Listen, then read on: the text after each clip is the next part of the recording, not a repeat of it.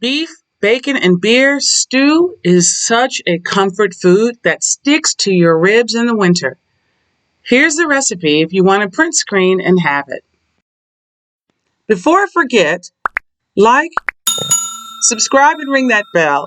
That way you can see all the videos in the series. And thank you. I make my beautiful dish in a Dutch oven. I got this one years ago. It reminds me of my grandmother's, and nothing conducts heat better than a cast iron. We're going to crank this up to high because this dish starts with frying up some bacon. A lot of bacon. Bacon and beef are a flavor combination that cannot be beat.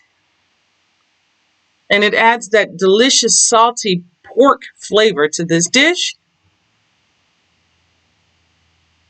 And as that fries, we are going to prepare our beautiful stew meat.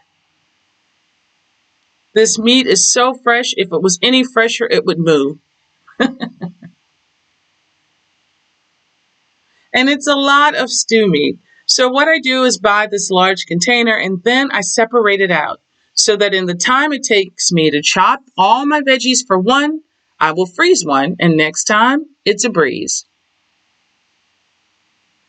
Now I season my meat as I go with salt first, then pepper. If I were to add the same amount of salt and pepper at the end of this dish, it would taste salty. But if you season, especially proteins, as you go, your dish will just taste well-rounded. Now I'm going to add my plain all-purpose flour. Some people will use cake flour, and that's fine, but I really like the plain all-purpose flour because this is our thickening agent. The difference between a really good stew and a soup is stew is thicker.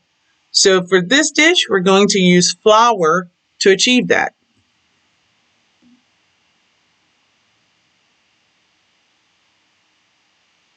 And I just toss my beef into my flour until I got about half of it. That works.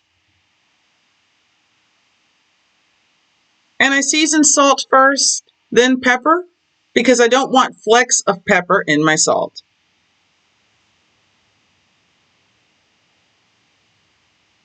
And this is ready for freezing. So we're going to toss our beautiful beef in this flour. We want a really good coat so that it looks like powdered donuts when we put it in our oil. That's what I'm saying.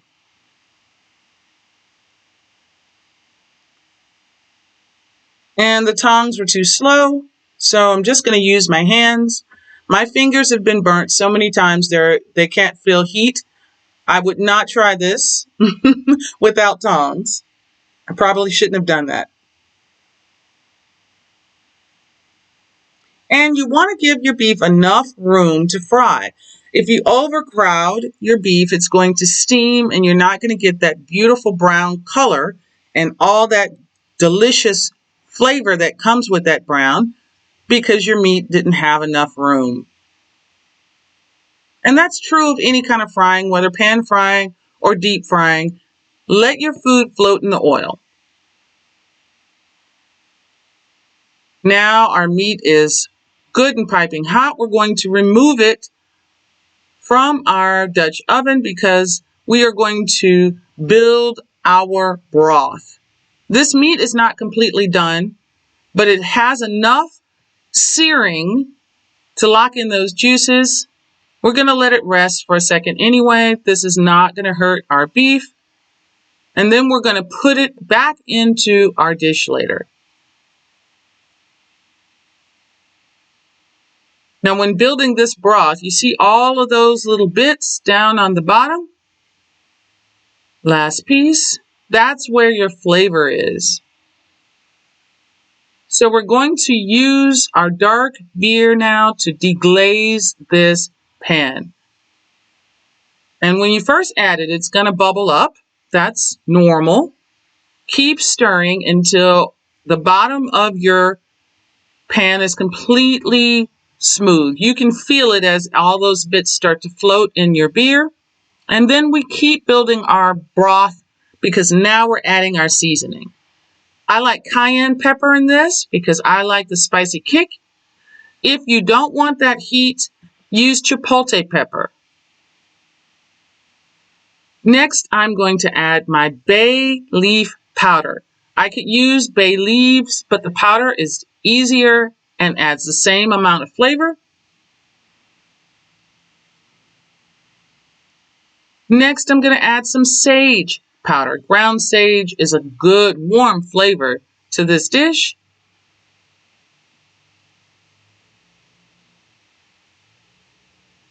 And then my last beautiful herb is dried rosemary. Rosemary is so delicious in this dish. Don't skimp on it.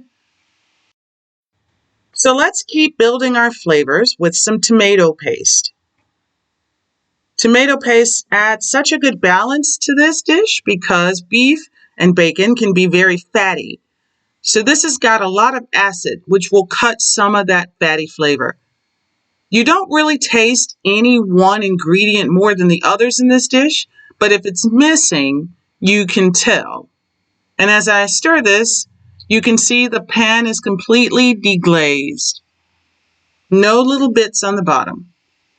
Now is my secret ingredient. I use beef consomme soup in this dish instead of beef broth because it has a richer, sweeter, fattier flavor that adds such a good flavor to this dish. Try it instead of beef broth in a lot of your stews.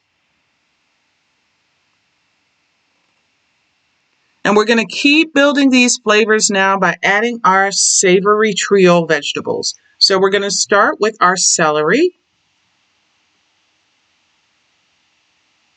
And then to that, we're going to add our onion. In Creole cooking, we have this savory combination we call the Trinity. It's three of them and they go together. And we put it in everything besides pancake batter. It's celery, onion, and peppers. And I use sweet Vidalia onions in this because the sweetness and the acid add a good flavor to this dish. And I'm just going to stir that around. It's really easy to make beef stew. You just build your flavors and then you walk away for a while. It takes time. So let's add our beef back into our broth that we're building. Now that we have all of these flavors in our dish, we can add our seared meat. It's going to tenderize that meat so that it is going to melt in your mouth. And then all of those flavors are going to blend. Yummy.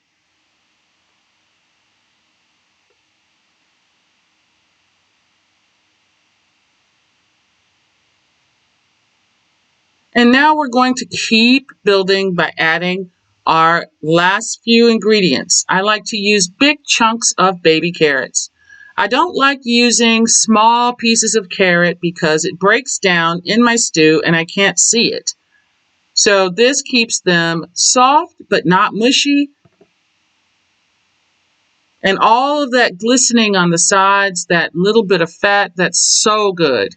Same thing with my red skin potatoes.